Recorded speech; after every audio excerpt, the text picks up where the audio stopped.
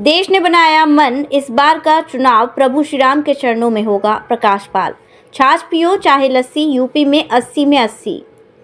धर्मनगरी चित्रकूट पहुंचे कानपुर बुंदेलखंड क्षेत्र के क्षेत्रीय अध्यक्ष प्रकाश पाल का भाजपा जिलाध्यक्ष लवकुश चतुर्वेदी ने माल्यार्पण कर स्वागत किया। इसके बाद क्षेत्रीय अध्यक्ष प्रकाश पाल ने कार्यकर्ताओं के साथ भौरी व मुख्यालय के पटेल भवन में बैठक की। इस दौरान उन्होंने विपक्षी इंडी गठबंधन पर हमला बोलते हुए कहा कि 2017 में 2 लड़के आए थे, फिर भड़के थे।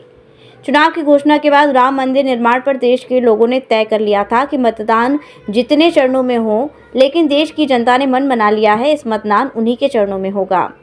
मोदी जी के नेतृत्व में 400 पार। उन्होंने चुनावी गर्मी पर चुटकी लेते हुए कहा कि छाछ पियो चाहे लस्सी, यूपी में 80 में 80। प्रयागराज से आई विशिष्ट अतिथि स्वर्गीय उमेश पाल की पत्नी जयापाल ने कहा कि मेरे पति को 18 साल बाद योगी सरकार में न्याय मिला है। वर्ष 2005 में मेरे पति की हत्या कर दी गई थी, जिसके लिए मैं न्यायालय के चक्कर लगाती रही और मुझे अब जाकर न्याय मिला।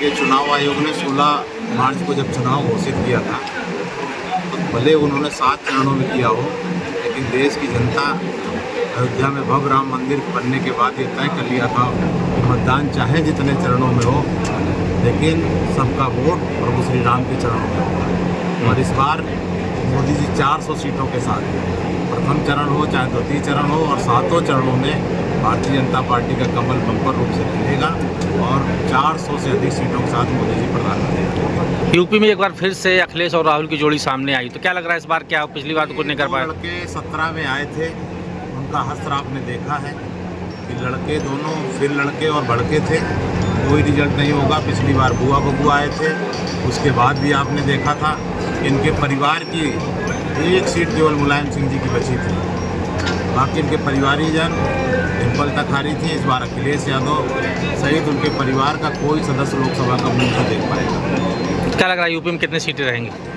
गर्मी का सीजन है, इतना कहूँगा छाछ पियो चाहे लस्सी, 80 में 80।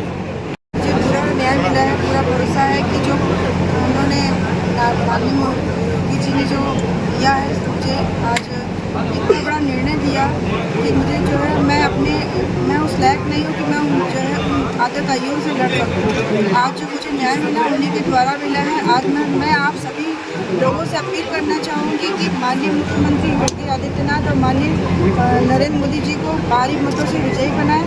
ये भाजपा की सरकार फिर से आए, भारतीय जनता पार्टी की जय। मैं तो यही कहूँगी कि आप सभी वोट भारतीय जनता पार्टी को बराबर दीजिएगा। क्या लग रहा है उन लोग का पहले कितना आतंक था और इस सरकार में कितना फास्ट आपको न्याय मिला है? ये 2005 की घटना है जब राजू पाल जी की हत्या हुई थी। मेरे पति की हत्या के मुख्य गवाह थे, जो कि इनका अपहरण का केस भी चल रहा था। वो 18 साल तक उन्होंने न्यायपूर्वक लड़ाई किया न्यायालय से, और बराबर जो है चाहते तो वो भी कुछ न कुछ करते, लेकिन ऐसा कुछ उन्होंने नहीं किया। उन्होंने न्यायप्रियता से कार्य किया और कार्य सफलता प्राप्त हुआ। इस सफलता में उन्हें जो आतंकी थे अतिक्रमण और उनके लड़के और ये सब लोग जो हत्या में साजिश करते थे, तो सारे जो है कहीं ना कहीं उनका भी खात्मा हुआ। माननीय मुख्यमंत्री द्वारा हमें न्याय मिला। जो विद्यार्थी मेरे थे, उन्होंने मेरे पूरे कर्तव्य को पूर्णतः सफलतापूर्वक मुझे न्याय दिया। तो क्या लगता है सपा सरकार होती तो न्याय मिलता जिस तरीके से इसमें मिला है? कभी नहीं, कभी नहीं। सपा सरकार में ही तो राजू पाल जी का अगर न्याय मिल जाता तो आज ये घटना होती ही नहीं। आज मेरे पति मेरे साथ होते। मैं इस मंच पे आप सबसे से आग्रह करने आई हूँ कि माननीय मुख्यमंत्री जी को ही वोट दे करके भारी कमल का बटन दबा के भारी मतों से विजयी करें।